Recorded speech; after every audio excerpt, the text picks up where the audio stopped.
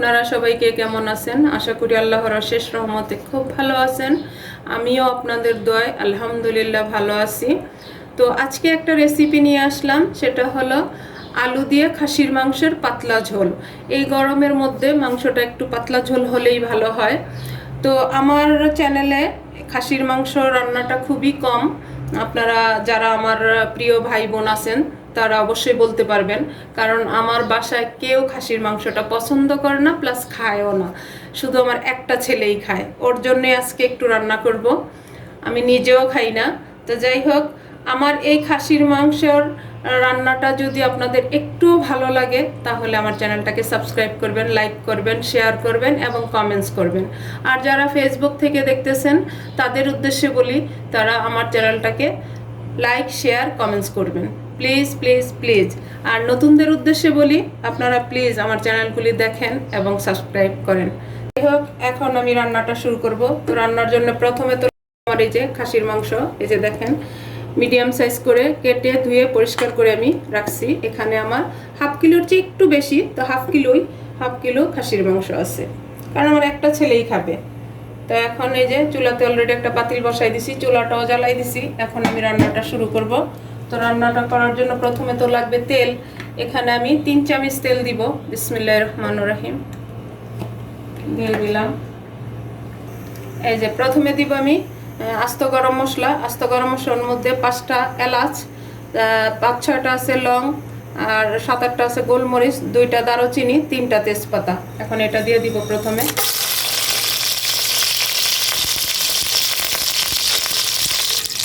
এখন দিব 2টা বড় সাইজের পেঁয়াজ কুচি। এখন এটাকে একটু ভাজবো।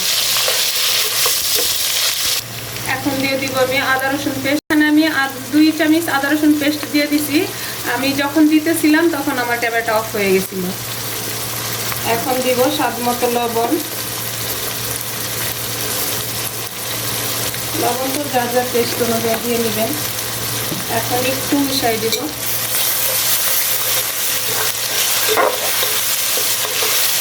আর আমি কিন্তু আমার রান্না যারা রেগুলার দেখেন তারা বুঝতে পারবেন, সবসময় পেঁয়াজটা শুধু হালকা ব্রাউন করি, কারণ এই কালচে ব্রাউন করলে কিন্তু তরকারির কালারটা নষ্ট হয়ে যায়। এখন একটু পানি দিয়ে দিব যাতে মশলাগুলি না পড়ে, কারণ এখন গুঁড়ো মশলাগুলি দিব আমি। 1 চামচ হলুদ গুঁড়া। আমি যেই ছেলের জন্য রান্না করতেছি ও খুব ঝাল খায়, ওর জন্য আমি দিব 2 চামচ মরিচ গুঁড়া আর 1 চামচ ধনে গুঁড়া। জিরা গুঁড়াগুলি সব পরে দিব আমি। এখন এই মশলাটাকে আমি ভালোভাবে একটু কষাই নেব। এই যে দেখেন, মাশাআল্লাহ আমার মশলাটা কষানো হয়ে গেল। মশলা থেকে যে তেল ছেড়ে দিচ্ছে, এখন আমি এখানে মাংসটা ঢেলে দিব। ঢেলে এটাকে কষাই নিব।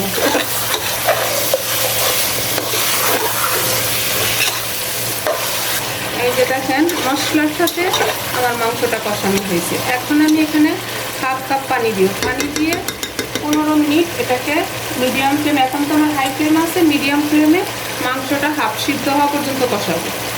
এই যে হাফ কাপ পানি দিয়ে দিলাম। এই যে এখন ডেকে আমি 15 মিনিট এটাকে মিডিয়াম আঁচে রাখবো। অফ ক্যামেরায় আমি নেড়েও দিব। এই যে এটাকে এখন আঁচটা মিডিয়াম করে দিব 15 মিনিটের জন্য। এই যে দেখেন আমার মাংসটা কষানো হয়ে গেছে, কষানোর মধ্যে হাফ সিদ্ধ হয়ে গেছে। এখন এখানে আমি আলুটা দিয়ে দিব। এই যে এখানে আমি 3টা বড় সাইজের আলু কেটে রাখছি, কারণ আমার ছেলে মেয়েরা মাংসের সাথে আলুটা পছন্দ করে বেশি। এখন এটাকেও আমি একটু কষাই নিব।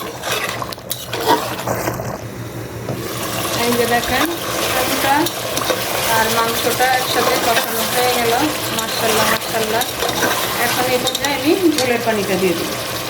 এই যে ঝোলের পানিটা দিয়ে দিলাম, একটু বেশি দিলাম কারণ যেহেতু আমি পাতলা ঝোল করব। এই যে এখন এটাকে আমি ঢেকে মিডিয়াম ফ্লেমে 15 মিনিট রান্না করব। এই যে দেখেন 15 মিনিট পরে আসলাম আমি।